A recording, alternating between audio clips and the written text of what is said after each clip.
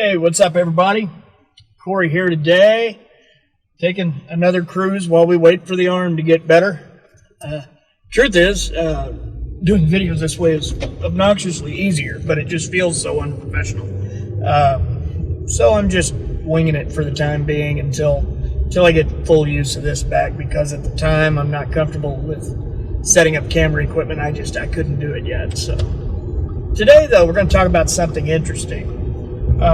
Yesterday, maybe the day before, I'm not sure, Wolfgang Van Halen, son of Eddie, went on the Howard Stern show, just kind of remembering his dad. It was a great interview. If you didn't get to watch it, you should.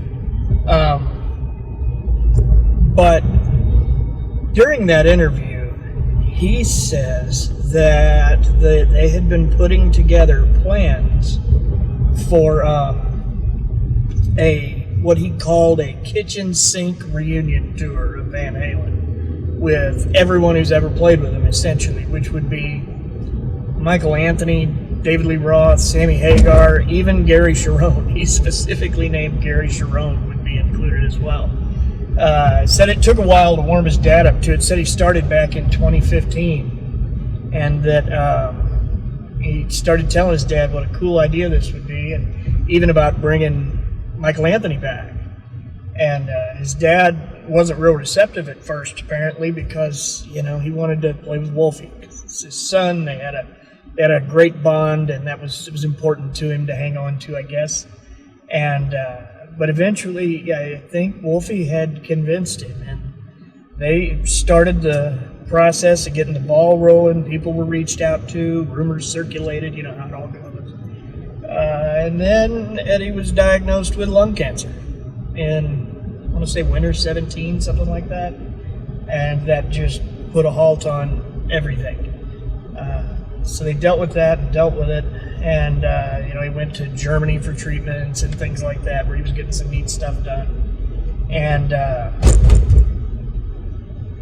then Eddie had a motorcycle accident in 2019, and that's when they found the brain cancer.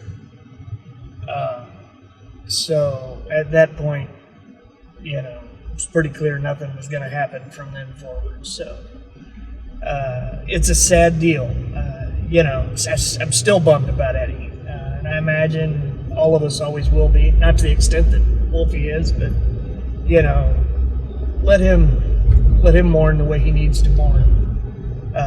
And all these people who keep tweeting him all this ridiculous stuff can just piss off. You know what? If it was your dad, you'd deal with it the way you needed to as well. And it's not just his dad, man. That's his best friend. He lost his dad and his best friend in one fell swoop. If you can't have a heart with that, you don't have one. But with all that said, the reunion tour thing would have been so awesome.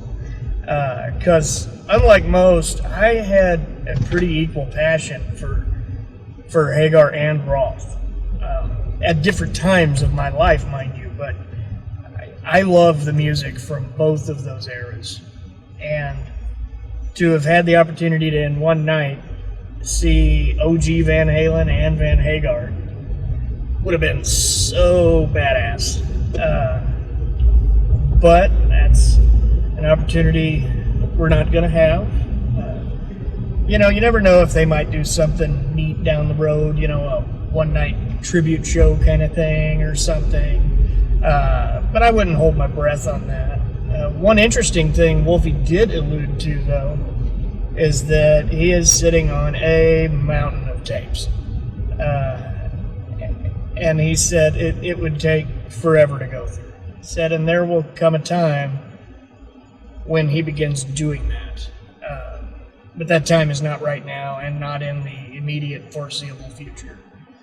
But one day, who knows if it'll be 1 year or 15, Wolfie will go through those tapes. And hopefully we'll come up with some really neat stuff. Because he could be Eddie and anybody. With that 5150 studio, he just brought in whoever he felt like and recorded stuff. So, it's not all going to be Van Halen music. Some of it would be, some of it will be stuff with Wolfie. Some of it'll be stuff with various eras of Van Halen, probably. But there will likely be a lot of other stuff, maybe even some solo stuff in that batch. So when the day comes that those things begin to filter out, I'm anxious to see what we get. You know, should be exciting. But it won't be soon, and he said to stress that. This isn't going to happen tomorrow, so, you know, it will, but it's way out there.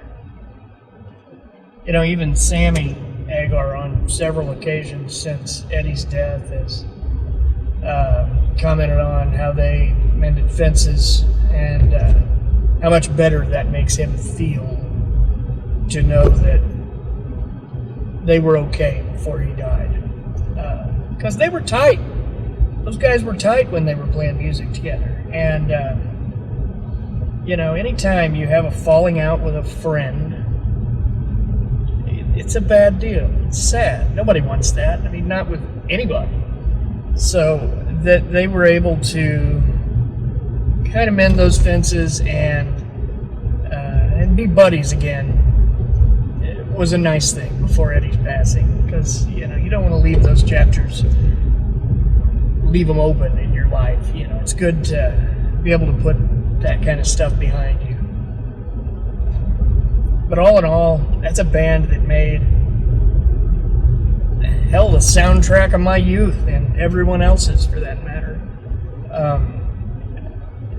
They'll always hold a special place in my heart, and obviously everyone else's. Maybe not everyone, but those of us with taste.